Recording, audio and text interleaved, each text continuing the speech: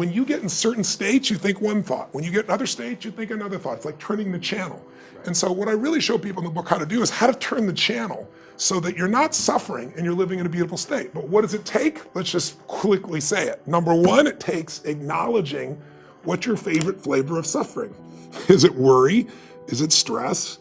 Is it anger? Is it loneliness? Is it boredom? Is it overwhelm?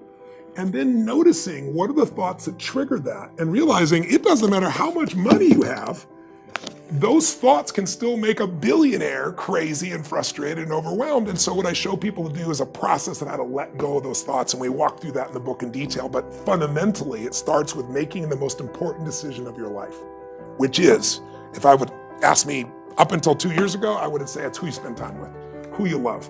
Because who you spend time with is who you become. I think it's still one of the most important decisions in life. But you can pick the right person and still do things in your head and make yourself miserable. So you really have to decide. The most important decision is, do I want to be happy? Will I commit to being happy? More important than happy. Sometimes you'll be so happy you smile so much your face hurts, right? You need variety. Am I committed to living in a beautiful state even when it doesn't go my way? Even when it rains on my parade? Even when my biggest fear shows up? Because I can't control whether your husband or wife will live or die or get sick or leave you or get a divorce. I don't want any of that to happen to any human being. I hate suffering. I do anything I can to help people not suffer. But I can't control that. You can. There are people who have lost their arms, they've lost their sight. There have been people that have been through the most horrific experiences in life and they found a way to still be happy because they've made the decision that life is too short to suffer. I've interviewed dozens and hundreds over the years, but dozens that have impacted my soul, that made me realize I can change this. I've just gotten used to it. I've bought into the theory that this survival software that's constantly running and making you suffer, that's normal. No, that's what the mind will do. And mind has been around forever. What I'm gonna do is something different. And the way I get out of suffering, I give myself a 90-second rule. It's really simple. I say, look, if I feel myself starting to feel that stress, feeling that pissed offness or upsetness or concern or worry about my kid, whatever, I realize that's not gonna make it better. Life's too short to suffer. And then I just kind of breathe slowly, slow everything down, and I just watch the thought go by and go, look at that crazy thought. Because everybody's had crazy thoughts. Everybody's had a thought, I'm gonna kill that son of a bitch, right? And then you don't kill them because you don't believe that thought. It's the thoughts that are stressful that you believe that mess you up.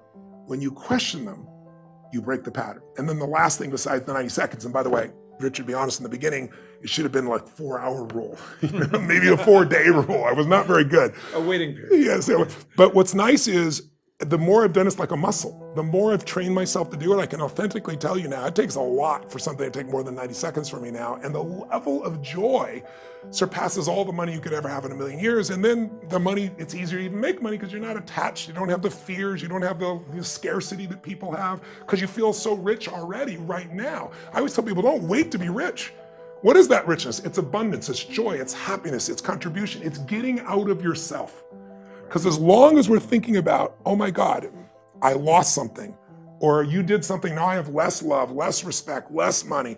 If I think lost less, or because you did something, or because I did something, I'm never gonna have what I want in my life. Lost less, never. Those 3 thought patterns, they're the source of all suffering. And the antidote, see it for what it really is, know it's BS, and find something to appreciate.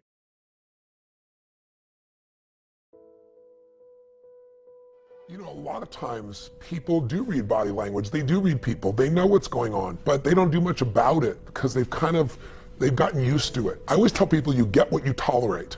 And if you go to a meeting and everybody's on their cell phone when you're talking about something important and you just let that continue, pretty soon the meetings are a total waste of time.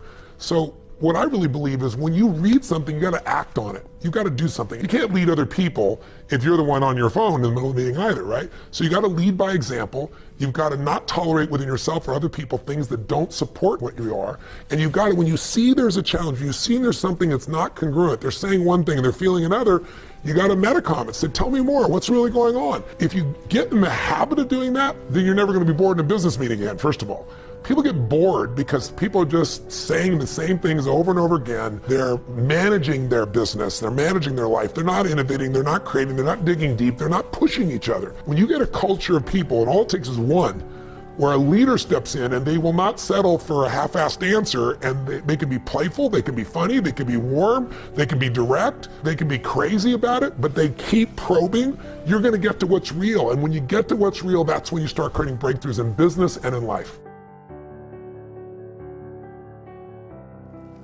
There is another level. The only reason you keep saying there isn't is you feel so exhausted about where you are. But life, the universe, or God is just testing you, because there is another level. If this is good, giant jump to excellence, giant from good, poor to good to excellence. There's a level where all your dreams are realized. There's a level that you've always dreamed about. It is real. It has not gone away. But it takes that extra burst when you think there's nothing left, there's no way, you've tried everything 10 million times, and you keep going. It's almost like God is saying, if you keep hitting this wall enough times, I will see that you will not stop, that you are filled with that level of determination, faith, and courage, and then the door opens, and you get to that next level. But what most people don't know is, the next level is just 2 millimeters above. And it's called outstanding, ladies and gentlemen, outstanding. What's it called? What's it called? What's it called? Outstanding, magnificent, unstoppable, extraordinary, not excellent. It's a different level. It's a level where you are not one of the best, you are the best. And you know what's amazing? You only have to be 2 millimeters more than everybody else, and you get everything. You get the joy, the laughter, the fun, the family, the passion, the economics, the freedom, the spirit. It's all there. What Jerry Maguire called the Quan, baby. All of it. And it's just 2 millimeters above, and most excellent people give up because they're exhausted. And there's some people who go, the harder I hit it, the more I hit it, sooner or later it's going down. I'm not stopping. And when you do that enough, it pops open. This could be the greatest time you ever live if you control what you focus on, if you find a more empowering meaning, and if you decide to model the actions of those who succeeded before you. It can be the best financial time, the best emotional time, the best spiritual time of your life, but you better take control of your state. And if you think you're going to do it just by today, you're wrong. You're going to need to get yourself some rituals. Right now, every one of you in this room is controlled by your rituals. I don't just mean this one. I mean, every morning you get up. I know your body. I can look at your body right now, and I can guess your rituals. Some of you, your rituals to work out 5 times a week, I can see it clearly. 4 to 6 times a week, it's obvious. Because you couldn't look like that if you didn't do that. Some form of workout. I don't care if it's walking, lifting, whatever. Some of you, it's obvious that lifting weights is part of it. You can see by that man's muscles. I know what his rituals are. Because your life comes from your rituals. If you don't develop the ritual, you're kidding yourself. How many agree with me on this? Raise your hand, say I. And there are rituals that put you in state, and there are rituals that take you out of state. You have rituals in your relationship, you have rituals with your body, you have rituals around your finances, and the rituals that worked in the reaping time of fall in the markets and in business and in real estate, those rituals won't work now. If you do the right thing at the wrong time, you get pain. I'll say that again. If you do the right, you go, but Tony, I'm doing the right thing, but I'm not being rewarded. If you do the right thing at the wrong time, you don't get rewarded, you get pain. So you better do the right thing at the right time, and to do that, you better know what season you're in, and to do that, you better learn how to change your state, how to take control of your own conditioning. That's what I live for. Does this make sense to you, yes or no? Come on, guys, yes or no? So now it's time to train yourself to do that. I'll show you how fast it can change. Try this just for a second. I want to show you what you can do with just focus. Try this for a moment. I'm going to give you a test. Sit up in your chair with some energy. Make sure your buddy next to you is in a strong state. If otherwise, adjust their state. Come on, change their physiology, whatever they got to do. See if they're ticklish. That might help. Now do this. I want you to look around this room right now and find everything in this room that you can find that is brown as fast as you can. Look for brown, look for brown, look for brown, look for brown. Look around you, look for brown, look for brown, look for brown. Okay, close your eyes. I'm going to give you a test. With your eyes closed now, shout out loud everything you saw that was red. If you see a lot more brown right now than red, say yes. Open your eyes. Look for red now. I want you to really look for red. Look for red, look for red, look for red. Anything you can find that's red, look for red. All around you, look for red. Raise your hand if you found more red this time and say I. Why did you find more red this time? Because seek and you shall. That's right.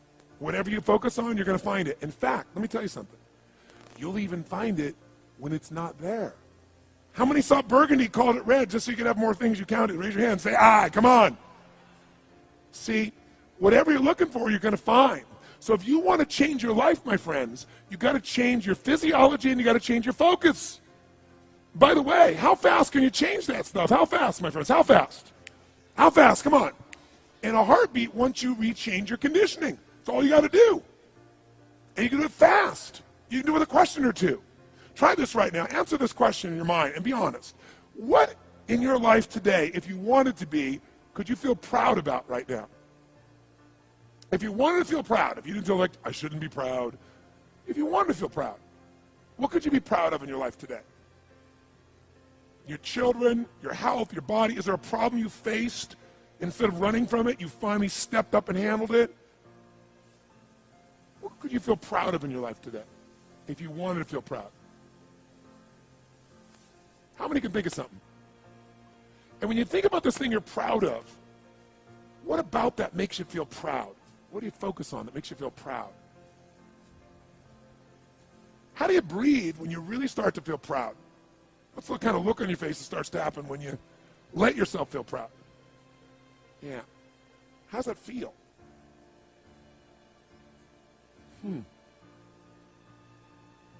Think of another area of life. Think of an area of life that you're grateful for. Or if you go, I'm not grateful. If you wanted to be grateful, what's an area you could feel grateful for? What could you feel grateful for if you really wanted to feel grateful? How many can think of something you could feel grateful for? Let me see your hands. And what about that are you grateful for? What do you focus on that makes you feel grateful?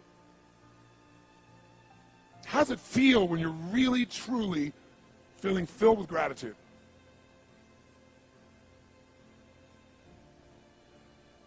Here's one. If you wanted to be excited about your life right now, and you were willing to be excited, you were willing to buck everybody else's trend, what could you feel excited about in your life if you wanted to feel excited? What could you get excited about if you really focused on it and you really took it in? And you weren't in a negative place. What could you get excited about if you wanted to be excited in your life? What could you get excited about? How many of you can think of something you feel excited about right now? Raise your hand. Let me see your hand. Say "I." When you're really excited about it, what about that excites you? Or when you're really excited, how do you feel? How do you speak? What's your life like? By the way, when you're excited, does it tend to touch other people? Yes or no? Absolutely. By the way, do people have a tendency, by the way, who feels different right now than just even a couple moments ago? Raise your hand and say "I." Why? Because focus is controlled by questions. If you ask a different question continuously, not once, continuously, you will get a different answer. If you ask a lousy question, you get a lousy answer and a lousy state. Somebody says, why does this always happen to me? It doesn't always happen to you, but the brain's like a computer. Ask it a question, it'll have to come up with an answer. Because you deserve it, you idiot. Someone will say, how come I can never lose weight? You can lose weight, but if you keep saying, how come I can never lose weight, the brain's got to come and answer. It goes, you're a pig. Lousy questions create what? Lousy answers. Ask a better question, get a better answer. Now here's what I want you to get. I want you to get that you can change your state. How fast, guys? How fast? How fast? And if you get the habit of doing it, you'll have a different life.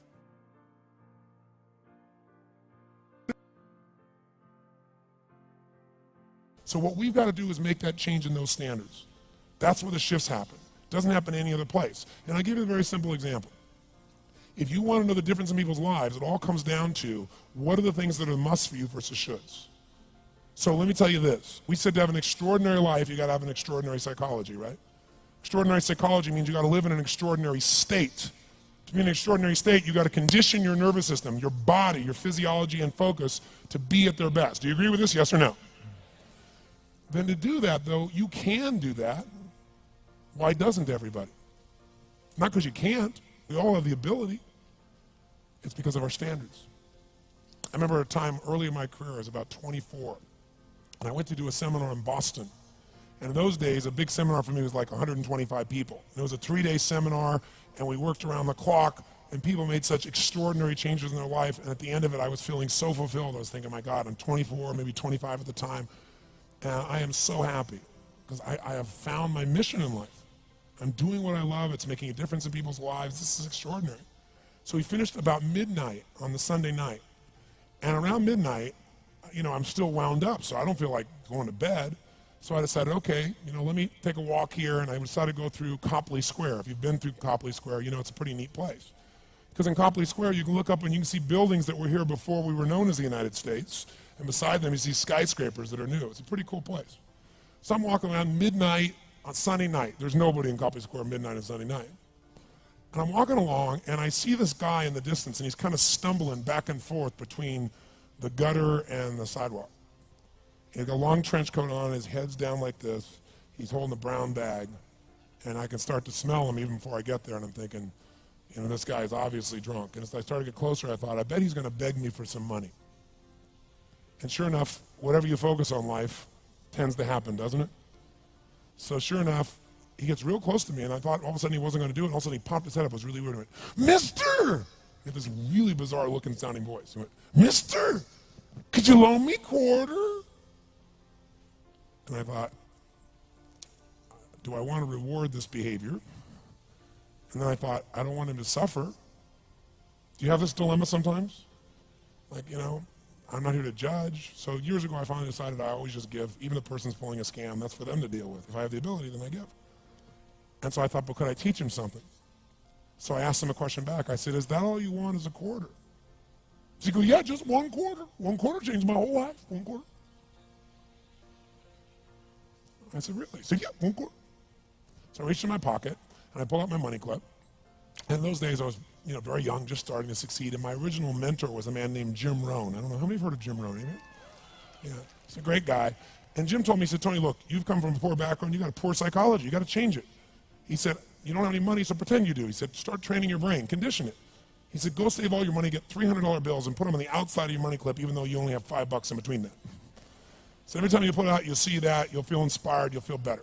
He said, and you'll feel better, you'll do better. So I was like, okay. So I did. So I pulled my money clip, and sure enough, I got $300 bills in. I made sure he saw the bills. So I'm tearing through that, right? Looking in between there, see if I can find some change. But I made sure he saw it. Sure enough, he's looking at the $100 bills, checking it out. I find the quarter, I pull it out, take the money, put it in my pocket. I notice he's watching my hand going into the pocket. I took the quarter, and I looked at him, and I said, sir, life will pay any price you ask of it. And I gave him the quarter. And then something really interesting happened. He took the quarter.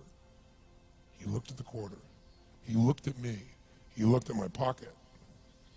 He looked back at the quarter, looked at me, looked at my pocket, looked at me again, looked at the quarter, looked at my pocket, looked back at me and said, you're weird. And then he shuffled on off like this, right? And I thought to myself, wow, what's the difference between him and me? I mean, I was 24, 25 at the time, doing what I love most, have my mission in life, and he's in his early 60s, drunk on the street begging for quarters. What's the difference? And I thought, well, maybe God's blessed me because I'm such a good person. I thought, oh, and he's such a bad person, that's such bull. And I thought, wow, maybe the answer to that question is what I just told him. Life will pay whatever price you ask of it. But you know what's interesting? You got to ask intelligently. In the Bible it says, ask and you shall what? Yeah, pretty good formula. You ought to look into it. But you know what? It says, ask and you shall receive, but I'm sure it meant ask intelligently. I'm sure that's what God meant. I'm sure he didn't mean bitch and you will receive. Whine and you will receive. I don't think that was the instruction. Now, if you were going to ask intelligently, there might be 5 elements of that. Number 1, you'd have to ask specifically, wouldn't you? You wouldn't ask in a general way. People do that all the time. They go, I want more money. Fine, here's $1, get out of here. Very often you're getting what you're asking for. You're just not aware of how general you're asking. Clarity is power. The more clear you are about exactly what it is you want, the more your brain knows how to get there. Your brain is a servo mechanism.